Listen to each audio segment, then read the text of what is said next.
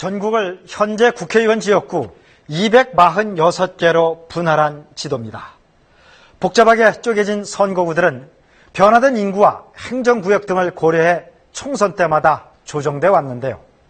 다가오는 20대 총선에선 선거구 간 인구 편차 한계를 2대1로 변경해야 하고 또 현재 선거구는 올해까지만 유효하다는 헌법재판소의 결정에 따라 올해가 가기 전에 선거구를 새로 획정해야 합니다.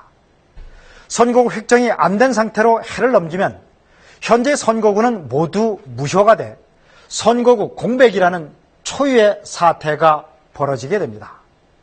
선거구 협상은 어떻게 돼가고 있는지 송영석 기자가 전해드립니다.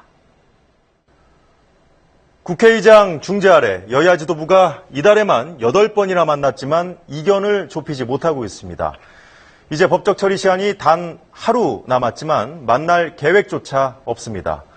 연내 처리는 사실상 물 건너간 것으로 보입니다. 정의화 국회의장은 특단의 조치가 불가피하다는 입장입니다. 중재 역할을 의장으로서 제가 오늘로서 끝내도록 하겠습니다.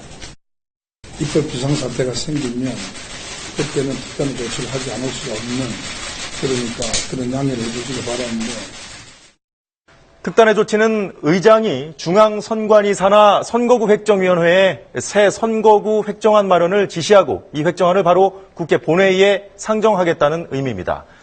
정 의장은 이번 임시국회 종료일인 다음 달 8일을 처리 시한으로 정했습니다. 문제는 여야 합의가 없는 만큼 지역구 수를 현재의 246개로 놔둔 상태에서 최대 인구 편차 2대2를 적용해 지역구를 조정하면 인구가 적은 농어촌 지역구가 크게 축소될 수 있다는 점입니다. 의장이 직권 상정한 획정안 처리를 여야가 거부하거나 부결시킨다면 선거구 공백 사태가 장기화될 수도 있습니다. 공직자 사퇴 시한인 1월 14일 이후까지 선거 공백이 계속되면 선거구가 없어 예비 후보로 등록하지 못한 출마 예정자들의 줄 소송도 예상됩니다. 선거구 현장은 벌써부터 불안과 혼란에 휩싸였습니다. 류호성 기자가 취재했습니다. 지난 15일 예비 후보자로 등록하고 선거운동을 하고 있는 윤석용 씨는 마음이 편치 않습니다. 모레부터 선거구가 사라지면 법적으로 예비 후보 자격이 박탈되고 선거운동도 할 수 없게 되기 때문입니다. 선거운동을 할 수가 없고 프랜카드뿐만 아니라 명함도 못 나눠주게 됐습니다. 선거구가 나눠질 것으로 예상되는 곳은 더 혼란스럽습니다. 어느 지역 유권자를 상대로 선거운동을 해야 할지 막막할 따름입니다. 유권자분을 만나더라도 실제로 이분들이 저 유권자가 될지 또 아닐지 매우 불투명한 그런 상태입니다. 선거구가 사라지면 예비후보자는 정치자금을 받거나 쓸 수 없습니다. 지금까지 쓰다 남은 정치자금은 국고로 귀속됩니다. 반면 선거구가 없어져도 현역 국회의원은 의정 보고 활동을 계속할 수 있어서 형평성 문제가 제기됩니다.